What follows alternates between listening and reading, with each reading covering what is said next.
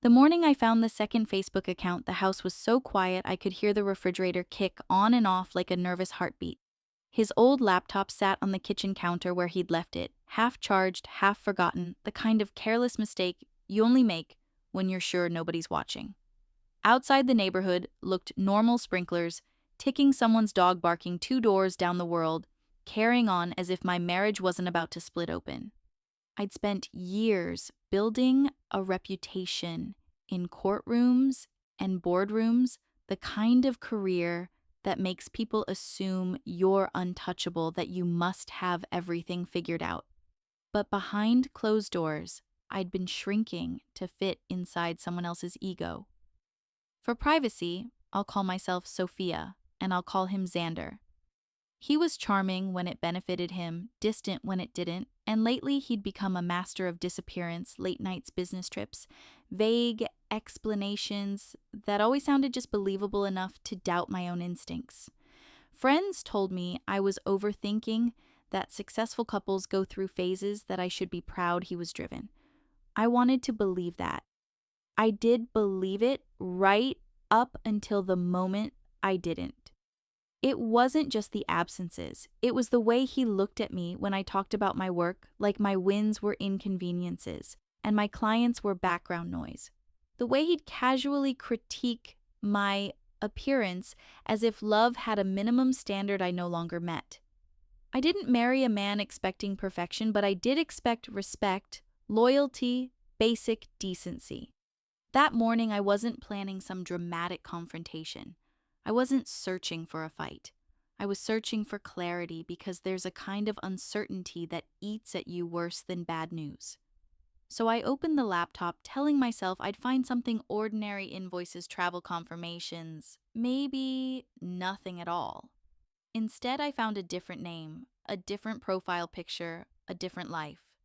Messages that didn't leave room for interpretation, photos that weren't meant for my eyes, compliments he hadn't offered me in years sent to someone else with ease. My chest tightened, not just from heartbreak, but from the sudden understanding that I hadn't been imagining anything. The truth was there, glowing on the screen, and it wasn't just that he'd been unfaithful. It was that he'd been rewriting our marriage as a story where I was the problem, the burden, the not enough. In that instant, something inside me shifted. I could feel two paths opening up, one where I begged for scraps of love from someone who'd already chosen to discard me, and another where I stopped explaining my worth to a man determined not to see it. I stared at those messages, hands steady, mind loud, and I asked myself the question that would change everything if the person who vowed to protect your heart is the one crushing it. Do you keep trying to save the relationship, or do you finally save yourself? Xander and I didn't start out as enemies. That's the part people never understand when they hear the ending. We met when our lives were still forming, when ambition felt romantic instead of exhausting. I was early in my legal career, hungry and idealistic, the kind of person who believed the effort and integrity always paid off. He was building his business loud with confidence, the type who could sell a dream to anyone in the room and make them thank him for the opportunity. In the beginning, our differences felt like balance. I brought structure, he brought sparkle. I brought the long-term plan, he brought the thrill of the next big win. We moved fast, like couples do when they mistake intensity for certainty, and soon we were married, wearing matching smiles for photos we'd later avoid. For years, I tried to be the partner he said he needed. I celebrated his launches, hosted his clients, listened to the late-night rants about competitors and taxes and supply chains. Even when I had my own trials waiting at dawn, I thought love meant showing up, especially on the hard days. And I did. I showed up so often that I stopped noticing how rarely he showed up for me. The shift wasn't one dramatic moment at first. It was a slow erosion. A business dinner that ran until midnight. A last-minute trip that didn't include a real itinerary. A phone call taken outside, voice lowered, back turned. And then the criticism started. Not the kind you can discuss like adults, but the kind designed to shrink you. He'd make jokes about my work being small time, because I earned less than him. He'd call my cases pointless even when they mattered deeply to my clients. He'd comment on my looks in passing like a casual review you never asked for, and when I flinched, he'd say I was too sensitive. I told myself he was stressed. I told myself successful marriages survive rough seasons. But there's a difference between rough seasons and a climate where respect no longer exists. On the day I found the secret account, I didn't feel like a detective. I felt like a woman forced into a role she never auditioned for. I sat there reading messages that proved he'd been living a double life, and when the shock wore off, something colder settled in recognition. I wasn't just being cheated on. I was being replaced in his mind by a version of a wife who existed to admire him, flatter him, and never challenge him. The moment he walked through the door, I didn't scream. I didn't throw anything. I looked him in the eye and asked calmly the question that should have made any decent person crumble. Are you cheating on me? I expected denial, maybe panic, maybe a messy attempt at reconciliation. Instead, he shrugged like I'd asked about the weather. Then he did what people like Xander do when they can't own their choices. He made his cruelty sound like logic. He told me I'd become boring. He said I cared too much about my work. He implied that my career, the very thing that gave me independence and purpose, was an inconvenience to him. And then he went for the softest parts of me, the parts I'd trusted him not to touch. He compared me to the other woman, praised her beauty, and treated my appearance like it was a failed investment. I remember the way my throat tightened, how my mind went oddly blank, as if it couldn't process that the man I'd protected for years was speaking to me like a stranger he despised. I tried to reason with him at first because that's what you do when you still believe there's a shared reality. I reminded him of the marriage we built, the compromises, the late nights, the loyalty. He didn't care. He actually sounded relieved, as if my pain was a door opening for him. He said he didn't have to hide anymore. He said he'd file for divorce. He said he'd finally marry someone worthy of him and his name. That last part landed like a bruise you don't see until later, because it wasn't just betrayal. It was rewriting history, declaring that I was a mistake he couldn't wait to erase. A few hours later, the divorce papers arrived through someone else, delivered like an errand, not the end of a decade. I took them with a numb politeness that surprised even me, shut the door, and let myself collapse into grief. In the only safe place left, the quiet of my own home. I cried until I felt hollow, not because I wanted him back, but because I couldn't believe I'd stayed so long with someone who saw me as disposable. And then in the middle of that misery, something else surfaced, something sharper than sadness, clarity. I remembered the agreement we'd signed long ago, a prenup he'd insisted on when his business started gaining traction. At the time, he framed it as practical, like a seatbelt you hope you never need. I signed because I wasn't marrying him for money and because I believed vows meant something. But there was a clause he'd pushed into it, one he'd probably forgotten in the arrogance of thinking rules never applied to him. If he cheated, I was entitled to half of his business interest. I hadn't thought about it in the moment I discovered the affair because heartbreak doesn't arrive with a checklist. But now it returned to me with uncomfortable precision. It also explained why he wanted to drag out the divorce, why he expected me to be too devastated to fight for what was legally mine. He didn't want a clean ending. He wanted me to surrender quietly. That was the moment I stopped seeing myself as a victim of his choices and started seeing myself as the author of my next chapter.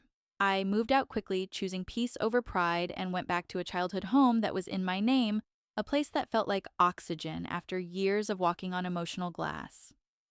I told him briefly that I was gone, that I wouldn't be speaking to him directly anymore, and that anything he had to say could be said through lawyers. He responded with more insults, more bravado, more confidence in the idea that money could buy him an escape. But here's what Xander never understood. I wasn't new to conflict. I lived in a world where facts matter, timelines matter, documents matter, and I knew how to protect myself without turning my pain into chaos. Within days, I arranged a meeting with the lawyer he'd hired. Not to intimidate him, not to play games, but to make sure the reality of the case was clear before Xander could twist it into something else. In a small cafe across a table that suddenly felt like a courtroom, I watched that lawyer's expression shift as he realized who I was, what I did, and what I knew. The fear wasn't theatrical, it was professional. He'd expected an emotional spouse, someone easy to pressure into settling. Instead, he was sitting across from a woman who understood the law and the tactics used to exhaust people into giving up. I didn't yell. I didn't gloat. I told him the truth. There was a prenup, there was evidence of the affair, and there was no universe where dragging this out helped anyone except the man who caused it. Then I placed the documents in front of him clean and organized proof that I wasn't operating on rage alone. As he read, I could almost see the moment his loyalty to his client began to split from his loyalty to his own career. Lawyers don't like being lied to, and they hate being blindsided in court. When he looked up, he didn't argue. He didn't threaten. He simply acknowledged what was in front of him, and I knew right then that Xander's fantasy of bulldozing me was already collapsing. I walked out of that cafe with my hands steady and my mind focused. I wasn't chasing revenge with my fists or my voice. I was chasing accountability through the only route that would hold the truth, the paperwork, and the law. And somewhere between the cafe door and my car, I realized something that felt almost shocking in its simplicity. He could insult my face, my body, my career, my worth, but he couldn't insult my evidence away. The first thing that surprised me wasn't Xander's anger. It was how quickly his confidence cracked the moment he realized he couldn't control the narrative anymore. Less than 24 hours after my meeting with his lawyer, my phone lit up with his name, even though I'd made it clear we were done speaking directly. His voice was sharp, louder than it needed to be, the kind of rage people use when they're trying to drown out fear. He demanded to know what I'd said, accused me of sabotaging him, and acted as if the consequences of his own lies were somehow my responsibility. I listened almost fascinated because for years I'd watched him weaponize certainty. He'd speak like a man who thought money could smooth over any mess, like charm was a universal key. Now he sounded like someone who just learned that doors can lock from the other side. I didn't insult him back. I didn't beg him to understand. I simply told him the truth he kept refusing to face. Any lawyer he hired deserved to know about the affair and the prenup, because walking into court blind was professional suicide. He hung up on me like a teenager losing an argument, and for the first time in weeks, I laughed. Not because it was funny, but because the absurdity finally broke through the grief. Xander had spent so long convincing himself I was insignificant that he couldn't imagine a world where my name carried weight. In my field, reputation isn't vanity, it's currency. People know who is credible, who is strategic, who is messy, who drags everyone into scandal. And while I'd never built my career to frighten people, I'd built it to be taken seriously. That meant something now. The next few days weren't dramatic in the way movies portray divorce. There were no screaming matches in driveways, no public humiliation, no impulsive decisions made for applause. My revenge, if you could call it that, was quiet and methodical. I returned to work and treated my life like a case file. I made lists, timelines, folders. I gathered every message, every photo, every document that mattered, not to punish him with exposure, but to protect myself from the kind of manipulation he excelled at. I knew what he would try next because I knew him. He would spin a story where I was unstable, vindictive, greedy. He'd paint himself as the hardworking business owner, victimized by a bitter wife. It's a common tactic, and it works on people who don't have facts. I wasn't going to let him win with theater. The plants I set during that week were small but powerful, the kind that don't look like weapons until the payoff arrives. First, I stopped reacting emotionally in writing. Every text I sent was brief, neutral, and procedural because I understood how easily words can be taken out of context. Second, I separated my finances immediately, ensuring I had clear records of what was mine and what was marital, because money gets muddy when resentment grows. Third, I ensured my own legal representation was ready Not because I wanted war, but because I wanted an exit that didn't depend on his mood. I hired someone within my firm who specialized in family law, someone calm and relentless, the kind of person who doesn't get distracted by theatrics. I did that for one reason: I didn't want to be pulled back into his orbit. If I handled the divorce myself, it would mean direct contact, constant openings for him to charm or needle or twist the conversation. I wanted minimum interaction and maximum clarity. Meanwhile, Xander began to feel the walls closing in. I heard through mutual acquaintances that he was calling around meeting lawyers, offering money, trying to purchase certainty. But lawyers aren't just hired hands, they're risk managers. The moment a lawyer hears there's an ironclad prenup with an infidelity clause and documented proof, the math changes. They can still take the case, sure, but they can't promise miracles. And Xander didn't want a lawyer who'd tell him hard truths. He wanted a magician. The more doors closed, the more desperate his strategies became. He started reaching out directly again, showing up in places he knew I'd be attempting to corner conversations, the way he used to corner my feelings. But something had changed in me. The version of Sophia who would apologize for his bad behavior was gone. In her place was a woman who understood that boundaries aren't cruelty, they're survival. One morning, he appeared at my door looking worn, like sleep had stopped working for him. I let him inside only because I refused to turn my personal pain into a spectacle for neighbors. The second the door shut, he tried to reclaim control with accusations. He claimed I was sabotaging his search for a lawyer. He claimed I was being unfair. Then when that didn't land, he shifted into the next costume victim. He admitted he couldn't find someone willing to represent him. He implied that my reputation was scaring people off. There was a time those words would have made me feel guilty, like my competence was something I needed to soften to make others comfortable. Now they felt like confirmation that I'd been underestimating myself for years. I told him plainly that I hadn't sabotaged anything. His own dishonesty had. That the affair and the prenup weren't rumors he could bury, they were facts that would surface in any competent legal process. Watching him absorb that was like watching a man realize the rules apply to him after all. That's when he did the thing I never thought I'd see from someone so proud. He begged. He didn't beg for forgiveness. He begged for his business. The company he'd worshipped, the one he'd held over my head like proof of his superiority, was suddenly fragile in his hands. He asked me to take anything else, to leave the business untouched, to let him keep the crown even if he'd burned the kingdom. And in that moment, I saw the truth underneath his marriage vows. He hadn't loved me as a person.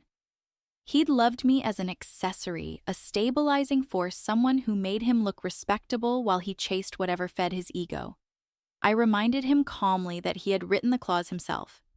He had believed in consequences when he thought they were for someone else. I deserved what the agreement guaranteed, not because I was greedy, but because fairness mattered, and because he had tried to cheat me twice, once with his body and once with his strategy. Then he tried one final pivot, the most insulting one of all. He suggested we restart our marriage. He promised he'd end the affair, claimed it had been a mistake, insisted we could come out stronger. It would have been almost touching if it wasn't so transparently self-serving. I didn't scream. I didn't shame him.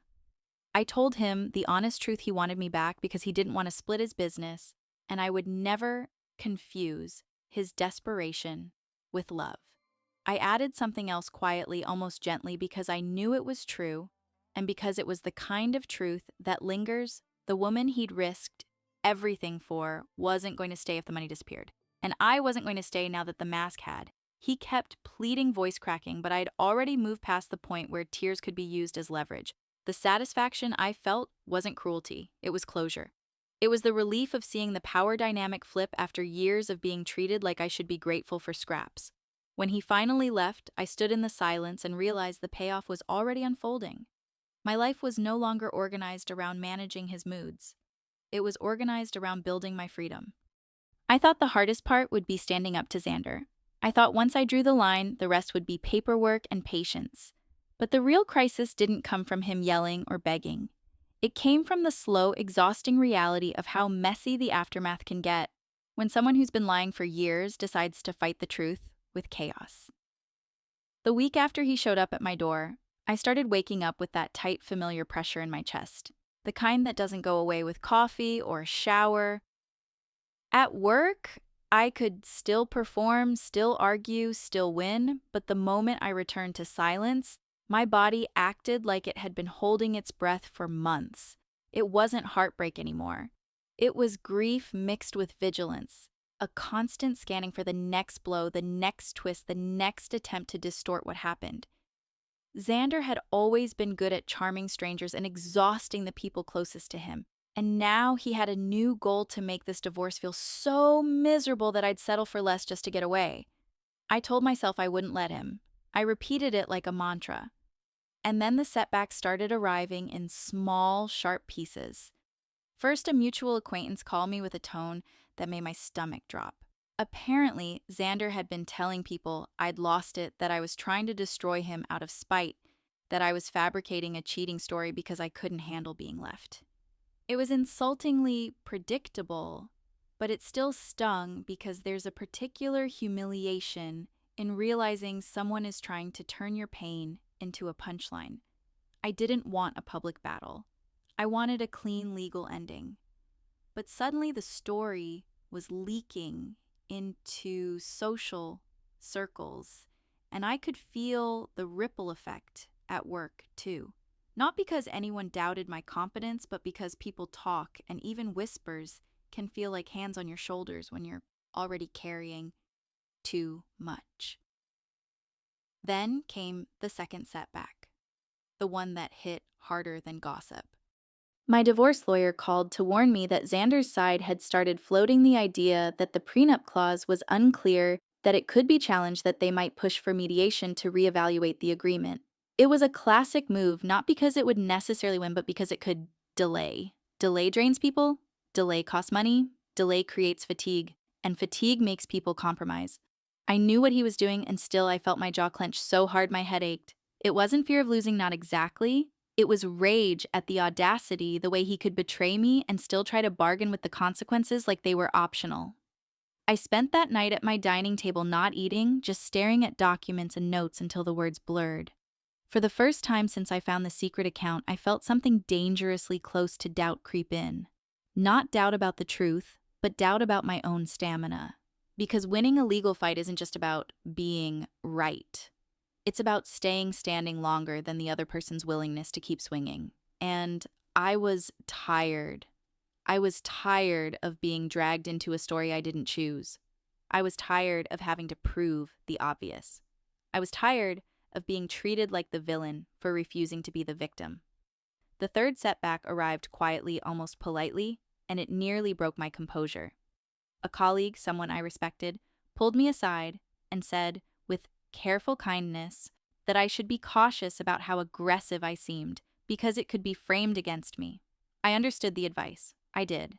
But hearing it out loud made something inside me snap, not at them, but at the system that always asks women to be firm without being too firm, strong without being too strong, hurt without making anyone uncomfortable. I went to my car afterward and sat in the driver's seat, hands gripping the wheel, and felt tears threaten. Not because I missed Xander, but because I missed the version of my life where my energy belonged to me. That was the lowest point. Not the discovery, not the confrontation, not the papers.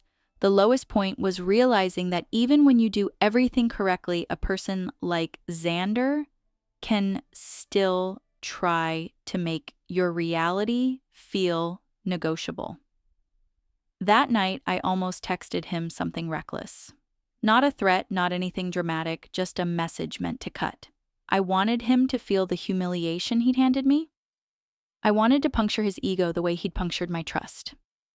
My thumb hovered over the screen, and then I stopped. Because the truth is, revenge that comes from emotion rarely lands where you want it to. It usually lands on you. I deleted the draft and did the thing that saved me. I wrote down the objective. Not make him suffer, not prove him wrong. The objective was freedom, clean and enforceable, with the least collateral damage possible. That meant I had to recalibrate, not soften. Sharpen. I met with my lawyer the next morning and laid everything out: the rumors, the attempts to challenge the clause, the pressure I could feel building. I told them I wanted to stay ethical and quiet, but I refused to be passive. We adjusted the plan. We doubled down on documentation. We prepared responses to every predictable claim before it could even be fully formed. We organized the evidence in a way that made it not just convincing, but effortless to follow. We ensured that any communication from Xander's side went through proper channels, recorded, time-stamped, and stripped of the ambiguity he loved to hide behind. That's when the twist I didn't expect revealed itself. The more we prepared, the more obvious it became that Xander wasn't actually trying to win on merit. He was trying to win by creating fog, and fog doesn't matter when you bring a spotlight. A few days later, he tried another tactic. He sent a message through someone else suggesting we meet privately to talk like adults. It sounded reasonable on the surface, which is exactly why it was dangerous. Private conversations don't have transcripts, they don't have witnesses. They become whatever story the loudest person tells afterward. I declined through my lawyer in a single sentence. The answer was no. When I did that, I felt the last thread of emotional attachment loosen. Because the moment you stop hoping for fairness from someone committed to unfairness, you stop giving them openings to hurt you. Still, the crisis continued. There were nights I couldn't sleep, mornings my stomach turned at the sound of notifications, afternoons where I'd find myself rereading the same paragraph, unable to focus. I looked fine to the world, but inside I felt like I was living beside a storm. And then in the middle of that, something unexpected happened. I felt a strange kind of grief for the person I used to be, the one who thought being loyal would protect her from betrayal. It wasn't self-pity. It was mourning the innocence of believing that effort guarantees reciprocity. That grief became the fuel for a different kind of escalation, the kind that didn't break rules or burn bridges, but forced the truth to stand tall in a room full of noise. I stopped trying to be nice. I focused on being clear. I stopped wondering if people thought I was harsh. I focused on being consistent. I stopped caring if Xander was embarrassed. He had embarrassed me first, and he'd done it with intent. When the next legal exchange came in and his side tried to imply my evidence was exaggerated, we responded with a package so complete it made denial look silly. We didn't insult him. We didn't moralize. We simply made it undeniable. And for the first time in weeks, I felt my breath come back. Because I realized something important: the plan hadn't been derailed. It had been refined. The crisis wasn't a sign I should step back. It was a sign I was finally stepping forward into my own power, not with rage, but with precision. By the time the legal back and forth started to harden into a rhythm, I realized the divorce wasn't just a private ending between two people. It was a social event in slow motion, the kind that pulls in spectators who swear they're neutral while quietly choosing sides. People I hadn't spoken to in years suddenly checked in with carefully worded messages that felt less like support and more like fishing for details. A couple of acquaintances who'd always admired Xander's business success began treating me like I was greedy for insisting on what the agreement guaranteed, as if fairness only counts when it costs the powerful nothing. Others, mostly women who had seen too much, spoke to me in a different tone, the quiet kind that carries lived experience. They didn't ask for gossip. They asked if I was sleeping, if I was eating, if I was safe emotionally. That difference mattered more than I expected. It reminded me that this wasn't just a fight over money or a business share. It was a fight over whether a person can be publicly disrespected and still be expected to smile politely for the sake of peace. Xander leaned into the public angle whenever it helped him. He didn't name me directly, but he didn't have to. He'd reference ungrateful people and women who don't appreciate what they have in conversations that somehow always found their way back to me. He played the role of the wounded provider, the man who worked so hard only to be punished for choosing happiness. He framed his affair like a regrettable detour, not a deliberate betrayal, and he framed my response like vengeance, not consequence. The irony was almost unbearable. He wanted the freedom to betray me privately while demanding the protection of my silence publicly. The moment that became clear, I tightened my circle. I stopped explaining myself to anyone who hadn't earned the right to hear my story. I didn't go on a campaign. I didn't post cryptic quotes. I didn't try to ruin him socially because social ruin is messy and unpredictable, and it drags you down into the same mud. Instead, I chose a different kind of response. I let the law speak, and I let my behavior be consistent enough that anyone paying attention could see who was acting with integrity. Still, the tension seeped into real life in ways that weren't always visible. I'd walk into a room and feel conversations pause for half a second, that subtle shift that tells you people have been discussing you when you weren't there. I'd receive invitations that suddenly stopped as if my presence might make others uncomfortable. And then there were the people who tried to play mediator, the well-meaning ones who believe every conflict has two equal sides and that the solution is always compromise. They'd say things like, maybe you can be the bigger person, or is it worth dragging this out, as if insisting on a contract he wrote and signed was somehow petty. I learned to answer those comments with a calm I didn't always feel. It's not about being bigger, I'd say. It's about being accurate. Accuracy became my anchor. Meanwhile, Xander's reaction behind the scenes was less polished than the image he tried to project. Through legal channels, his tone alternated between threatening and pleading, like a man switching masks, depending on what he thought would work. One week, it was bluster, demanding concessions, implying he'd fight forever.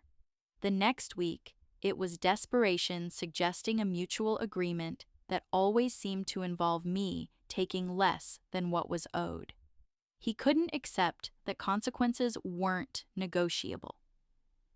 He treated accountability like an insult. And the more he pushed, the more I saw the moral shape of the whole situation. This wasn't just infidelity, it was entitlement. He felt entitled to my loyalty while withholding his. Entitled to my support while mocking my achievements. Entitled to cheat and then rewrite the story so he still looked like the hero. The legal process forced him to face something he'd avoided his entire life. You can't charm your way out of documented reality. The prenup clause didn't care about his ego. The evidence didn't care about his excuses. The agreement didn't care about how loudly he called me unfair. And as the pressure increased, the cracks around him widened. People who used to praise his confidence began noticing how frantic he'd become. The mistress, the one he'd promised a perfect life, started to feel less like a prize and more like a liability because the fantasy depended on him staying rich and untouchable. It became obvious that his world wasn't built on love. It was built on optics. At the same time, I had to confront my own moral line because it's easy to slip from justice into cruelty when you've been humiliated. There were moments I wanted to say things I knew would damage him socially, to expose every ugly detail just to make people stop romanticizing him. But I kept coming back to one question: who do I want to be after this is over? I wanted to be free, yes, but I also wanted to be proud of how I got there. So I chose restraint as a strategy, not as forgiveness. I chose to be firm without being reckless. The consequence was that the people who mattered saw the truth anyway. Not because I shouted it, but because I lived it. And slowly, the noise around the situation began to settle into something clearer. This wasn't a dramatic breakup story where both people share blame. This was a contract being enforced after betrayal, and the person who betrayed me was furious that the rules he wrote were finally being applied to him. The final stretch didn't feel triumphant the way people imagine justice should. It felt quiet, procedural, almost anticlimactic, and that's how I knew it was real. There were no fireworks when the negotiations narrowed, no dramatic confession, no sudden moment where Xander turned into a decent man and apologized like a movie villain learning a lesson. Instead, there was a steady collapse of his options. One professional conversation at a time as reality kept closing doors he thought money could pry open. He had tried threats, then pleading, then public posturing, then private bargaining. He had tried calling my boundaries cruel, as if I owed him softness after he'd given me humiliation. But the truth remained stubborn and simple. He cheated the agreement and he had consequences, and the evidence didn't blink. Eventually, he stopped pretending he could destroy me in court. Not because he suddenly respected me, but because he finally understood that dragging this out would only drain him faster and risk a kind of public exposure he couldn't control. The irony was almost poetic. The man who wanted to prolong the divorce to wear me down ended up being the one worn down by his own strategy. When the final documents came across my lawyer's desk, the language was clean, formal, and cold, the kind of writing that turns a decade of life into bullet points and signatures. Half of his business interest transferred as the prenup required. The divorce finalized without the courtroom circus he'd threatened me with, and in that moment, I didn't feel like I'd won. I felt like I'd been returned to myself. The payoff wasn't the business share, not really. The payoff was watching him realize he couldn't bully, charm, or insult his way out of accountability. It was seeing his ego finally collide with something it couldn't intimidate consequences. Still, the ending carried its own loss. I lost years. I can't get back years. I spent translating disrespect into excuses because I believed love meant enduring. I lost the version of my marriage I'd tried to protect, the one I thought we had when I was doing all the emotional labor and calling it partnership. And I lost a kind of innocence, the belief that loyalty is always met with loyalty. That's the part nobody warns you about. Even when you do the right thing, you still mourn what you thought you were building.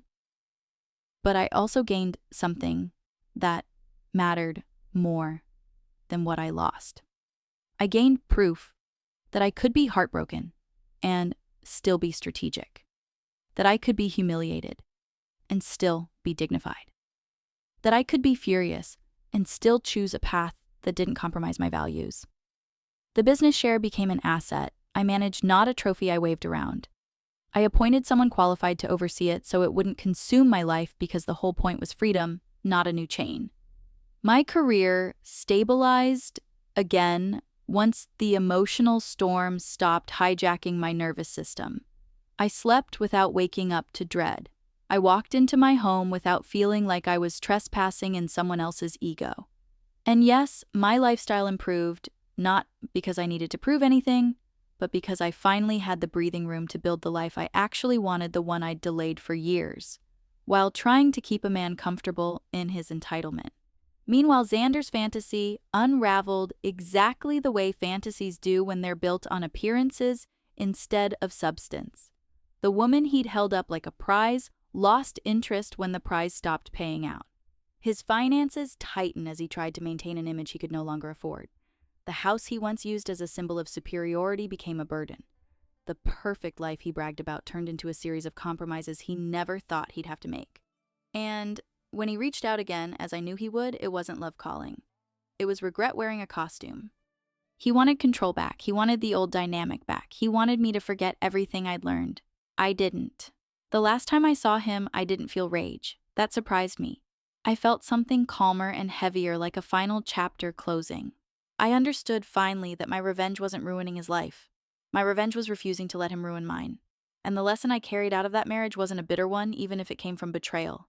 It was simple, and it was hard-earned. When someone shows you that they only value you when you're convenient, believe them the first time. Love without respect isn't love, it's a trap. And boundaries aren't cruelty. They're the map back to yourself. So here's the question I want to leave you with, because it's the question that haunted me and then saved me. If you were in my place, would you choose peace even if it cost you the relationship you once dreamed of? Or would you keep chasing someone's approval until it emptied you out completely? And if you've ever faced a moment where your heart wanted to stay, but your self-respect begged you to go, what did you choose? And what did it cost you?